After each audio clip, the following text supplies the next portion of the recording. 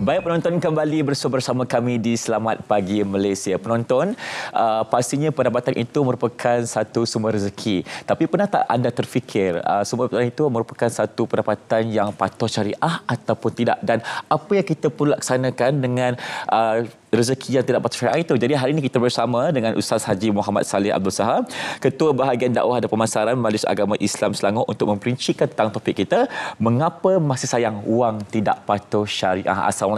Ustaz, apa khabar? Sihat, Alhamdulillah. Terima kasih bersama kami pada pagi ini.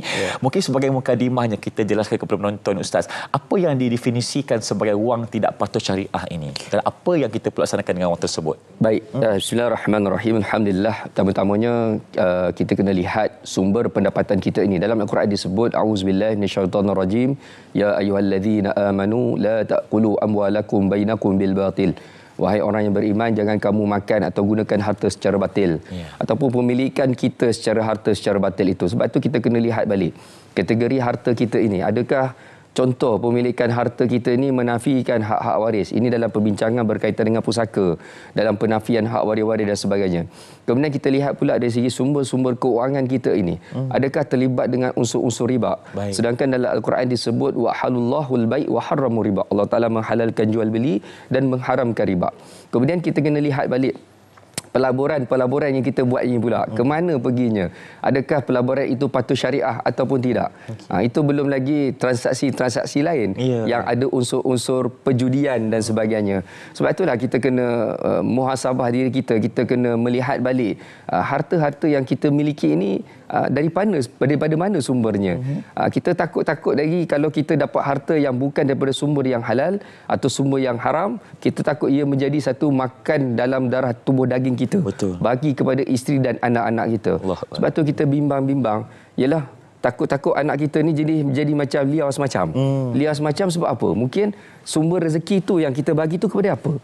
Yang tu kita kena hati-hatilah, kan? Dah hantar sekolah baik dah, sekolah agama kan. Tapi tak jadi pula. Kenapa? Kita tengok balik sumber rezeki yang kita bagi tu kepada anak-anak kita, kepada isteri kita. Itu yang kita kena balik. Ya, kena muhasabah diri balik. Kena cek balik sama ada pendapatan kita itu sumber dari mana. Kalau patuh syariah, alhamdulillah. Kalau tidak, kita kena ada cara untuk lupuskan nanti. Baik, sekarang ini ramai juga yang membuat akaun simpanan dan juga mungkin bercampur-campurkan sumber pendapatannya. Jadi mungkin kita boleh kongsikan juga kalau berlakunya keadaan ini di mana banyak sumber kewangan yang telah pun bercampur. Jadi bagaimana kedudukan wang tersebut? Ada tak cara untuk kita membersihkannya semula? Baik, dia kena lihat di sini. Kalau apabila benda yang haram dan halal itu bercampur, dia beratnya kepada haram.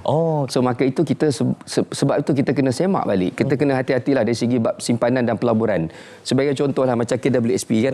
KWSP ni kita ada pelaburan yang tidak patuh syariah dan patuh syariah. Kita ni sebagai akaun orang Islam sendiri, kita ni dah berapa ramai di kalangan kita dah tukar dah. Sebab untuk kenyataannya dimaklumkan oleh KWSP dalam 21 atau 22% saja. Maknanya ada 80% lebih kurang orang Islam yang masih belum convert kepada patuh syariah. Sebab itu kita perlu lihat kedudukan duit kita ni, kewangan kita ni, adakah patuh ataupun tidak. Sebab tu kadang-kadang, yalah, kita jangan ambil benda mudah, benda-benda ni. Ya, betul. Kadang kata tak apalah Ustaz, halal campur haram, halam okey Ustaz. Halam. Kita tak mahu macam tu. Kan? Kadang-kadang kita kena tahu harta yang kita miliki ni kita nak bagi pada siapa selepas ini. Kadang-kadang yalah orang kata, Ustaz, saya tak bagi duit ni untuk anak-anak saya makan, saya beli kenderaan. Itu yang pula digunakan alasan sebab tak bagi makan. So kita tak nak begitu. Sebab itulah apabila kita dah tahu bahawa contoh KWSP dah melancarkan kempen untuk penukaran akaun kepada patuh syariah sejak 2017. So maka tuan-tuan kena tukar, kena ubah. Satgi tuan-tuan jangan cakap Ustaz ada komisen kot kat KWSP. Tak, saya tak ada komisen. Kena declare. Lagi tuan-tuan fitnah saya. So saya cakap awal sebab benda ni kita nak ada keberkatan untuk pemilikan harta kita, keuangan kita ini. Sebab tu kita ada satu kes. Ada seorang orang yang kaya lah kan. Dia ada duit dividen yang tidak patuh syariah. Bila dia keluar duit tersebut, ialah dia dah patuh dah usia 56, dah boleh keluar akaun duit tersebut, dia menyerahkan dividen wang tak patuh syariah lebih kurang 1.45 juta. Dividen tak patuh syariah tu. So maknanya pokok dia tu berapa banyak? Betul. Itu memang kaya sungguh lah. Dia bukan duduk kat gambar private jet main gambar, saya kaya. Tak, dia tak kaya. Macam tu tak kaya. Dia memang kaya sungguh. Dia bagi dengan kata ini untuk masalah. Dia serah kepada Baitul Mal.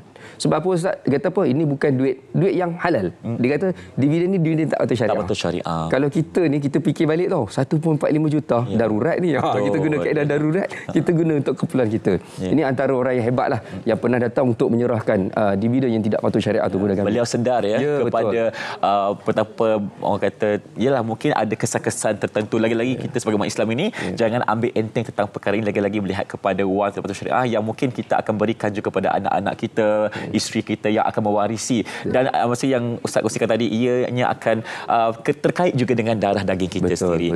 Baik, bila kita berbicara tentang penyucian harta ni, ramai yang kaitkan dengan zakat kan Ustaz. Tapi kalau kita berbicara tentang wang tidak patut syariah ni, adakah ianya boleh dizakatkan atau kita perlu lupuskan sebenarnya? Okey, baik. Ini yang masalah pemikiran masyarakat kita bila sebut pasal duit tak halal je sumbernya, pelaburan yang tidak patut syariah dan sebagainya. Dia kata, tak apalah Ustaz, saya zakatkan jadi suci lah. Ni kita kena faham. Konsep zakat ni iaitu menyucikan duit yang suci saja. Bukan daripada sumber yang haram. Kalau sumber yang haram itu perlu dilupuskan. Yang ni kita kena faham. Sumber yang haram ini perlu dilupuskan. Dia tidak boleh digunakan untuk kita semata-mata. Sebab tu kalau kata kita nak mudah nak berzakat jadi suci. Tidak. Sebab tu duit zakat ni puncanya daripada apa? Sumber yang halal. So maka kaedah yang kita dapat, contoh sumber-sumber yang haram ini perlu dilupuskan. Kaedah melupuskan tu kena tahu jugalah kan. Bukan lupus bakar duit bakar, saya tak apalah Ustaz saya bakar duit ni, tak. Sifat duit tu tak salah. Dari segi kaedah kita, transegi kaedah penggunaan kita tu, pemilikan kita tu yang salah tu. Melalui contohlah judi ke, unsur-unsur riba kan. Macam ada satu kes lah, seorang haji ni dia dah pencen dah. Dia kata masa zaman muda dia main nombor ekor, sekali jackpot. Jackpot beli tanah sampai satu masa tu dia dah bertaubat dan sebagainya. Dia teringat ada satu tanah tu yang dia beli tu. Dia tanya, macam mana Ustaz, tanah ni statusnya? Saya kata kalau statusnya Haji dah tahu dah bahawa sumbernya tidak patut syariah, maka dilupuskan. Kita takut harta-harta yang tidak patut syariah ni pula, harta-harta yang haram ini diwarisi kepada waris-waris. Jadi satu bebanan pula. Kita tak nak begitulah kan. Kita nak sumber itu diwarisi kepada waris kita secara yang sah halal. Itu yang kita nak. Mengikut syarak Ustaz ya.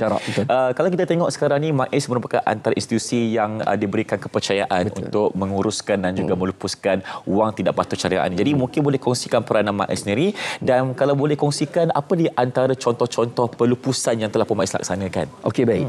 Dia gini, apabila seseorang individu ataupun mana-manalah yang datang kepada kami untuk melupuskan duit tersebut, kita kena faham bila duit yang tidak patut syariah masuk kepada Baitul Mal, dia sifat tidak patut syariah tu dah habis dah. Sebab Baitul Mal sebagai tempat penyucian di situ. Jelas. So maka bila masuk kepada Baitul Mal dia akan guna pelbagai bentuk. Untuk maslahah umum dan sebagainya, dia akan menggunakan pelbagai bentuk. Sebab itulah kadang-kadang ada yang orang memohon sumbangan dan sebagainya. Kita menggunakan kaedah duit itu pelbagai bentuk, dalam keadaan pelbagai bentuk. Itu satu. Dan yang kedua, tuan-tuan yang ingat, Baitul Mal ni tempat penyucian duit. So tak apalah kita bayar, kita letak duit 1 juta, lepas tu kita minta balik. Tak. Kita bukan macam tu. Tuan-tuan dah letak 1 juta, dah tak jadi hak tuan-tuan dah. Dia takkan tuan-tuan yang boleh mohon balik ke nak buat apa, tak boleh dah. Tak boleh dah. Sebab tu kita kena faham konsep Baitul Mal ni, dia menerima, kemudian bila masuk kepada Baitul Mal duit tidak patut syariah tu, dia punya sifat tidak patut syariah itu habis dah. Dia terpulang kepada Baitul Mal itu sendiri untuk penggunaannya, untuk pengagihannya. Sebab kita dalam fatwa pun ada sebut bahawa duit yang tidak patut syariah ini mesti diserahkan, dilupuskan kepada Baitul Mal, Baitul Mal Majlis Islam Negeri-Negeri lah. Dan kalau kita lihat contoh-contoh sepanjang penerimaan kita ni, memang kita dapat tu memang banyak untuk habiskan, diakhirkan untuk masalah umum dan sebagainya. Pelbagailah. Ada yang buat solar masjid, dia masjid solar, pembangunan untuk pembinaan masjid, pembinaan tandas di masjid surau untuk komuniti lah, untuk komuniti. Sebab pelbagai sebenarnya. Dan kita pun sepanjang bulan Oktober pun di Majlis Islam Selangor kita mengadakan kempen kesedaran kepada masyarakat khusus di negeri Selangor dan amnya di Malaysia berkaitan dengan pemilikan wang tidak patut syariah ni. Ke mana channelnya, ke mana salurannya. Dia ada laluan-laluannya.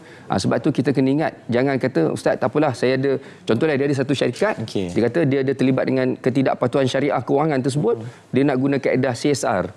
Tapi CSR tu bila ada benefit kepada syarikat tersebut, maka ia tidak boleh. Itu kena ingat juga.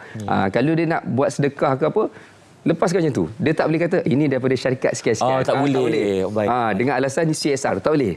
Sebab dia tak boleh ada kepentingan kepada duit tidak patuh syariah yang nak dilupuskan tu. Baik. Sebab tu kami sarankan kepada masyarakat lah, bila mana terlibat dengan transaksi sebegini, maka kaedahnya di mana? Iaitu di Majlis Islam Selangor. Kaedah untuk pelupusan wang tidak patuh syariah itu. Betul. Bertemu dengan MAS untuk kita melupuskan wang tidak patuh syariah anda supaya dapat diagihkan kepada masyarakat setempat dan juga kita melihat kepada kebaikan ummah dengan menggunakan konsep rahmatan lil alamin pastinya Ustaz. Ya, betul. Terima kasih diucapkan kepada Ustaz Haji Muhammad Saleh bersama kami pada pagi ini, berkongsi kepada penonton betapa pentingnya untuk kita melepaskan wang tidak patut syariah, kerana pastinya ia menjadi satu bentuk dan juga satu orang kata kaitan dengan kehidupan kita. Kalau kita tidak lupuskan, mungkin akan diwarisi dan juga ia menjadi satu bentuk yang negatif kepada kita semua. Terima kasih Ustaz bersama kami pada pagi ini.